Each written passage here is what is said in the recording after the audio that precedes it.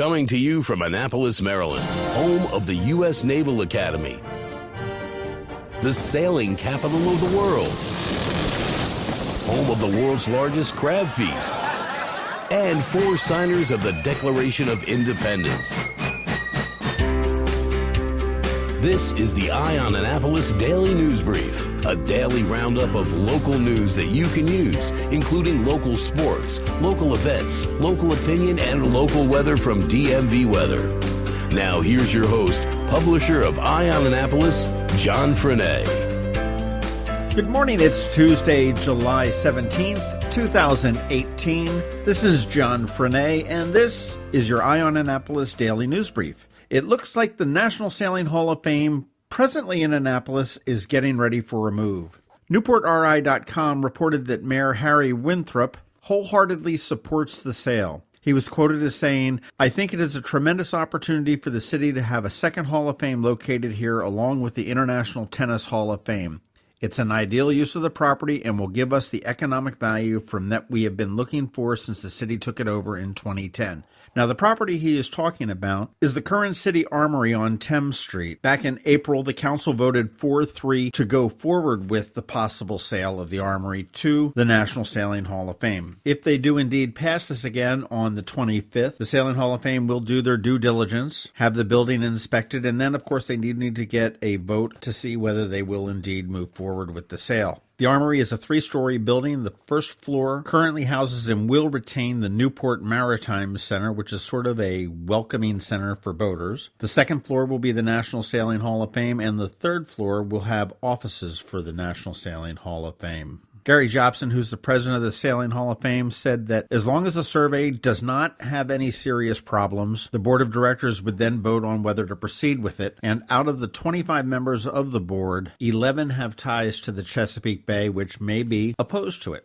Members of the Maryland Democratic Congressional Delegation are asking the president to consider Wendy Winters, one of the slain Capitol Gazette employees, as a recipient for the Presidential Medal of Freedom. The members sent a letter on Monday to the president to consider it. It is the nation's highest civilian honor. The Medal of Freedom is awarded by the president to people who have made meritorious contributions to the security of the United States, to world peace, to culture, or to other significant endeavors. According to witnesses, Winters armed herself with the closest weapons at hand, her trash can and recycling bin, and charged at the shooter, Jared Ramos, shouting for him to stop. It is believed that her actions distracted the shooter enough to enable several of her co-workers to escape. To date, President Donald Trump has not yet awarded any medals of freedom, and Congressman Andy Harris has not yet signed on with the letter saying that he wants to see it first. Over in the Capitol, Chase Cook is back on the county beat again. You want to check out an article he has on the county council shenanigans. It's quite interesting. There were a couple of referendums that were defeated, one that will go forward on the ballot, and a little bit about Councilman Pete Smith getting a little bit more upset, and he's usually the cool one of the bunch. Speaking of the Capitol, this Thursday, baseball, the Bay Sox. Please buy your tickets at baysox.com, and on Thursday night's game, the ball club will be donating 50% of all ticket sales to the Capitol Gazette Families Fund. Tickets must be purchased online. You can't get them at the gate, and they must be purchased online by tomorrow night at midnight. Please do that. It's a very easy way to support the Capitol Gazette family as well as see some good baseball. Speaking of baseball, not only do the Orioles really stink this year in real life, they stink on television. Their TV ratings are down 50% through the midway point of the season. The club's ratings on MASN are down 50% this season compared to the midway point of 2017, according to data analyzed by Sports Business Journal. The percentage drop is the largest decline among 29 of Major League Baseball's 30 teams, and figures for the Toronto Blue Jays were not available. The last place Orioles have an average nightly rating of 2.89 this season. Around 1.1 million households in the Baltimore market have a television, according to Nielsen, meaning that an average of about 32,000 are tuning in for every locally televised game. Ouch. That's about all we have for the top news. Make sure you're checking out eyeonannapolis.net throughout the day because we do update it consistently throughout the day. If you are enjoying this, please make sure you recommend us to your friends and your coworkers. Please hang tight because I've got some thoughts a little bit later on in this podcast about music in the Annapolis area.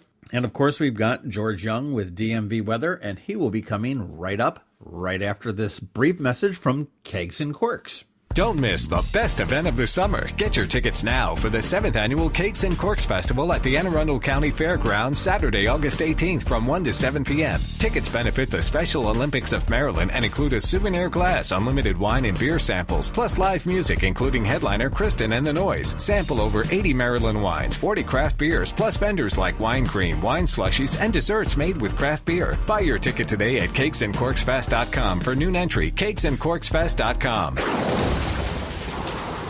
This is Maryland. The weather can be nearly unpredictable. We've got George Young from DMV Weather in Annapolis to sort it all out. Hey everyone, this is George with DMV Weather, and this is your Eye on Annapolis forecast for Tuesday, July 17th. There were a few scattered storms yesterday across the whole of Anne Arundel County, but for the most part, the day stayed dry across the area, and the MLB Home Run Derby in D.C. went off without a hitch, with the real fireworks being provided by hometown star Bryce Harper, who won the title. But today may not be quite as kind as far as the rain goes, as a cold front moving in from the west will help produce widespread rain across the area, especially in the PM hours, which could impact the MLB All-Star Game at Nationals Park in the evening. So stay tuned for updates in the afternoon and evening hours if you're headed down to DC, and stay weather informed all day, as the rain could cause issues with the evening commute home. But once we get past today, the rest of the week will be settled again with sunny skies and fairly normal temps in the mid to upper 80s as another area of high pressure moves in overhead, keeping the rest of the week clear and dry. Okay, that's it for today. Make it a great day out there, and be sure to follow DMV Weather anywhere, anytime at dmvweather.com or on social media via Twitter or Facebook, or especially on our free app that you can download from the Apple App Store or Google Play Store on all of your devices by searching for DC MDVA Weather, so you can always stay weather informed. But remember, whatever the weather outside, have fun and be safe. Here's to the teacher who spends her weekend helping children who need a little extra attention. To the soldier who missed the birth of his baby while serving overseas. To the EMT working full-time and taking night classes. To the police officers and firefighters working long hours away from their families to keep our families safe. Here's to you, our hometown heroes. I'm Alan Hyatt, Chairman and President of Severn Bank, and we know there are many heroes among us, men and women who serve without expecting anything in return, which is why we're honored to offer our Hometown Heroes program to educators, law enforcement officers, firefighters, first responders, healthcare workers, and military personnel. Whether you're opening a checking account or buying a new home, we're here to give back to you. Learn more about our Hometown Heroes program at severnbank.com. Severn Bank, here with you. Member FDIC, Equal Housing Lender. They say opinions are like... Here we are with a dose of opinion for you. Hey, for a change of pace, it's not a rant, but actually some thoughts, and actually what I think is a good thought I had. Annapolis is cool. If you look deep enough, you'll really begin to understand just how cool it is. History, we got it. Culture, yep. Military, of course. College town, you know it. Then there are the funky things, the tug of war, the .05K run, Annapolis Cup croquet match, green beer races.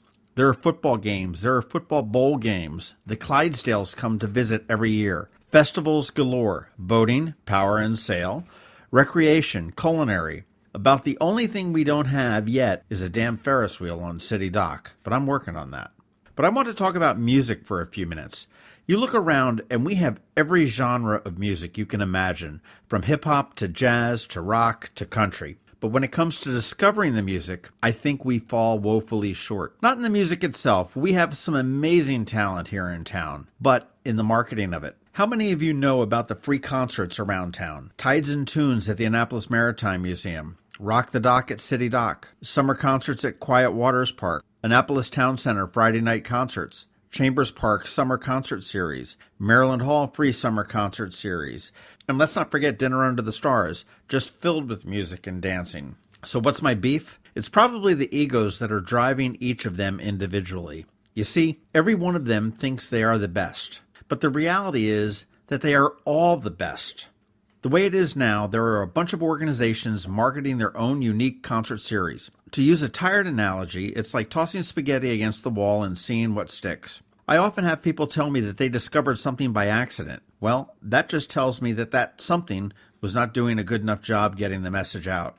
So here's my idea for 2019, since 2018 is mostly gone. Ditch the egos and combine your marketing and resources with a cohesive message. There is strength in numbers. There are volume discounts. There is a lot of crossover between all of the concert series. Instead of 7 mixed messages from 7 different groups, there needs to be one, a single one. And here it is. Free music in Annapolis. Every single day between Memorial Day and Labor Day. Yes, you can attend a free concert somewhere in Annapolis every single day. Sundays at Quiet Waters Park, Mondays at City Dock, Tuesdays at Maryland Hall, Wednesdays on West Street, Thursdays at the Maritime Museum, Fridays at the Annapolis Town Center, Saturdays at Chambers Park. That's a full week. It's that simple. Place a full-page ad in the Capitol and encourage people to cut it out and stick it on their refrigerator. It's certainly cheaper to do that than 7 groups each doing a quarter-page ad. Of course, there's going to be changes in weather cancellations, but when we're competing with Ocean City and Baltimore and Washington as a destination, is there really any better angle? Think of a hotel guest in town walking down to the front desk. So, what's there to do tonight? Hey, take an Uber over to Quiet Waters Park and there's a free bluegrass concert. Or, it's a great walk over to the Annapolis Maritime Museum and they have the Eastport Oyster Boys playing and they're all about life on the Chesapeake Bay. I'm not sure why anyone hasn't grabbed this bull by the horns just yet, but I certainly hope somebody does for next year. Otherwise, I think it's just another missed opportunity. And that's what I've been thinking today. Thanks for listening to the Eye on Annapolis Daily News Brief. If you like what you heard, make sure to tell your friends and colleagues about it. And also tell them about our website, eyeonannapolis.net, where you can find much more. Be sure to check out our other weekly podcast, The Maryland Crabs. This podcast comes to you every Monday through Friday at 7 a.m. Thanks for listening, and we'll see you next time.